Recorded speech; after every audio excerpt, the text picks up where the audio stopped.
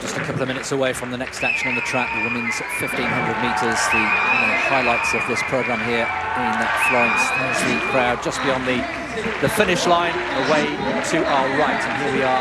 What a lineup it is. We've got the world champion against the Olympic champion, against the European and the British champion in the 1500 metres. An absolutely stacked field over 3 3/4 laps.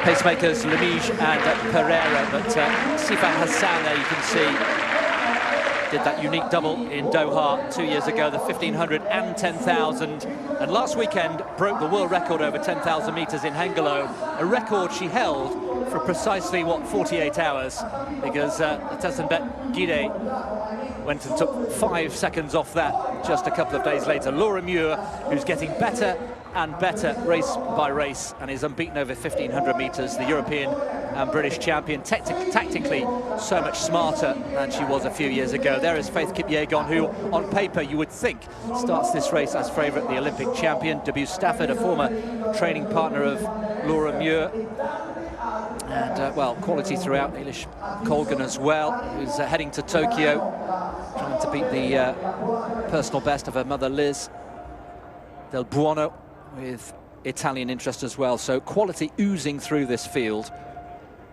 The women's 1500 metres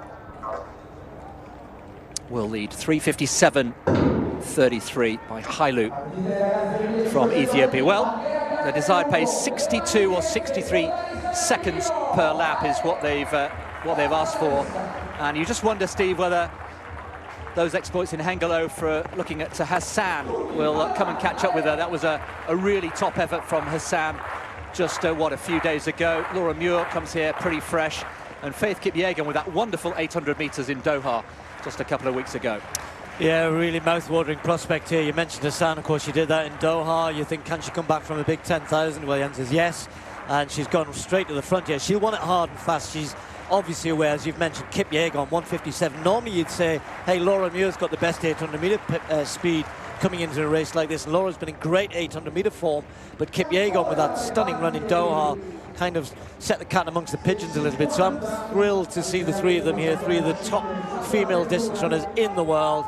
Hassan, who's moved on and moved up, and Laura Muir, who may yet double up at the Olympics, who knows. Kipyegon there, right behind Hassan, slotted in. Laura Muir following the two of them, and it was a nice swift start. It was, and it was perfect pacemaking there, 62 seconds on the nose.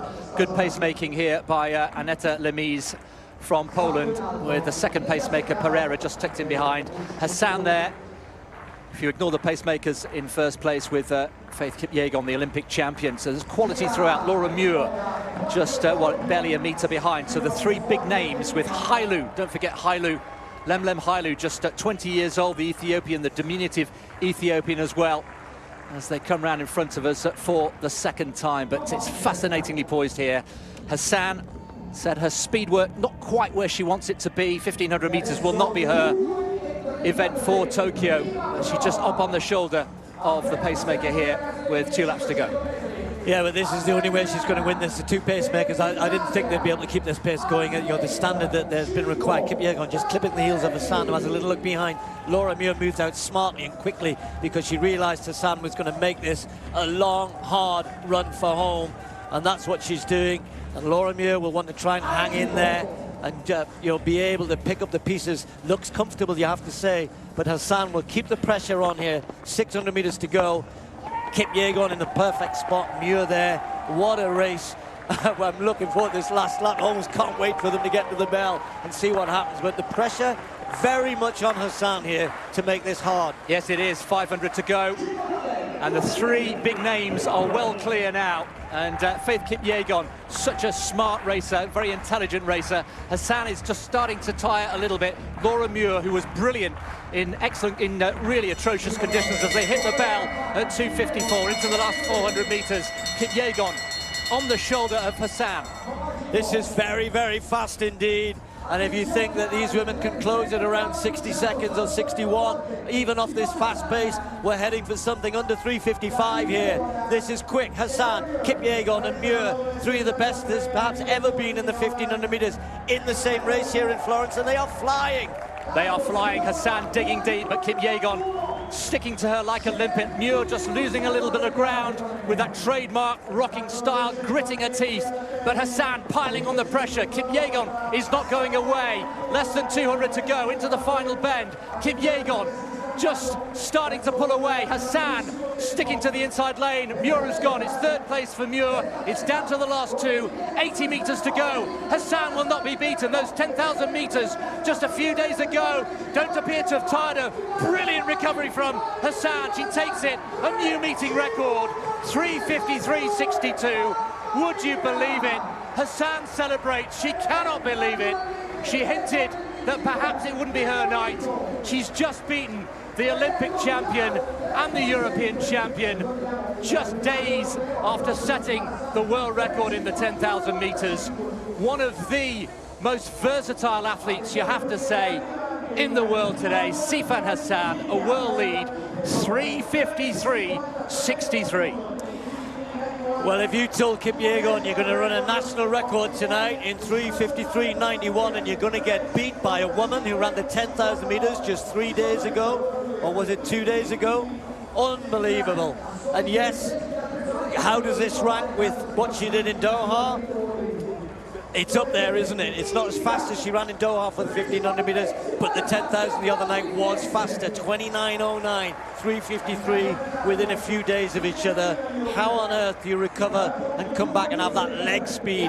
But I said what she had to do, she knew to win, it had to be hard. And you can see here, Kipyegon has done nothing wrong. She's hung on to Hassan, there was a little move. I thought Kipyegon didn't really need to make the move coming to the bell.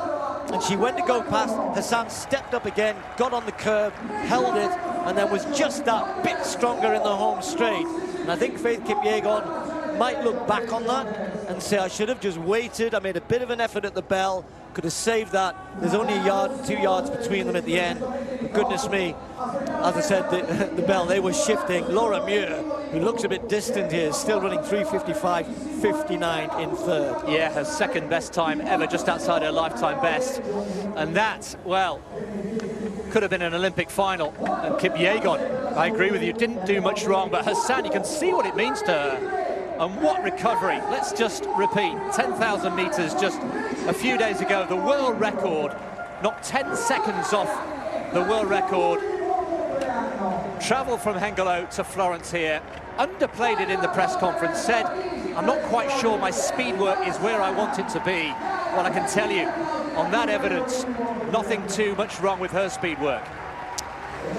Yeah, it's always a misnomer that, you know, when you go out and you run hard from the start and you're running 62, 63 second laps all the way, it's not so much about speed, that's about her endurance and able to keep that pace going all the way. I think they've still closed with around about 60 seconds at the end. I have to try and check on here. But yes, 59.57 last lap. Debut Stafford coming home for fourth place in a season's best, just outside 4 minutes. But, well, the performance of the night, you have to say, from Sifan Hassan. Meeting record, fastest in the world this year.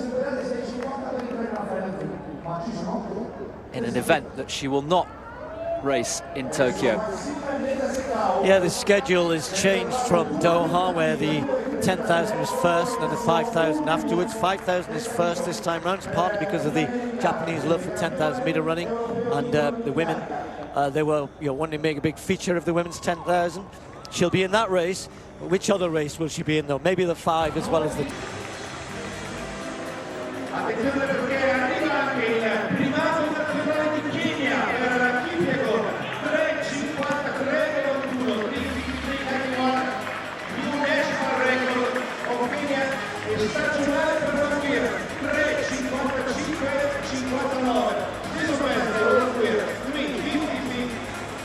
assolutamente